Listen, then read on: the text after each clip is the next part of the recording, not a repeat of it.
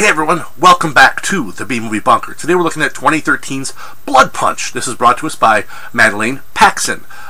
She has done a lot of writing for TV, particularly things like Kim Possible, Power Rangers, stuff like that, as has the writer of the film.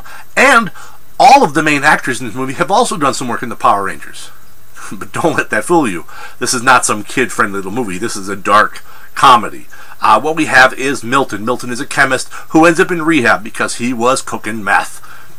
Enter Skyler. Skyler is there to find the best cook she can. They being Skyler and her freaking psychotic boyfriend, Russell. They need the best cook they can find to do a one-time job of cooking up a giant batch of meth.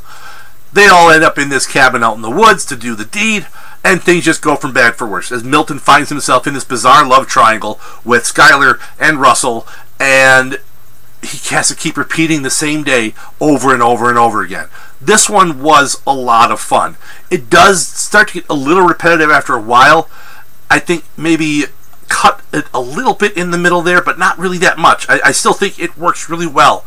There are movies that have logic flaws, and this movie has logic flaws in it, in the basic premise of the story. And I'm not going to spoil the story too much for you, but it has those logic flaws. However, there are two things that work to its advantage. One is that these logic flaws do not detract from the story. I mean, if you let that take you out of the story, you're missing the whole fun of the film that's going on around you. This one's a fun ride.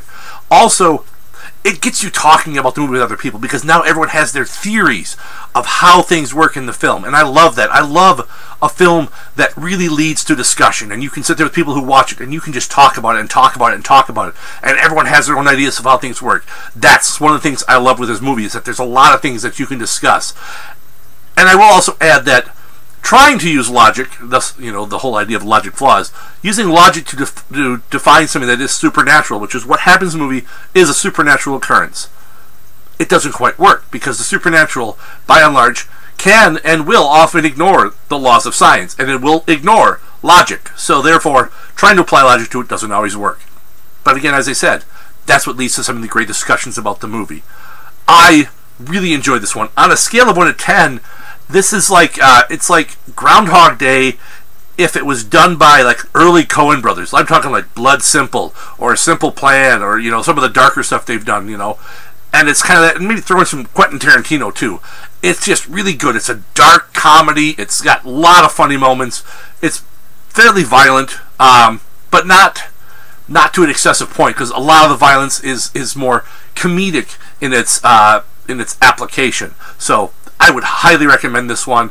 It's one of the ones I just saw at the Oshkosh Horror Film Festival, which was great this year. Support independent horror people. It really, really means a lot to the filmmakers and the fans like me who love this stuff, and I also make a little bit of it. It means a lot to us to have your support. Go out, watch this movie, watch other independent horror. Good or bad, you know what? We need it, man. We really need it. So that's all I got for this one. Till next time, stay safe out there in the wasteland, folks.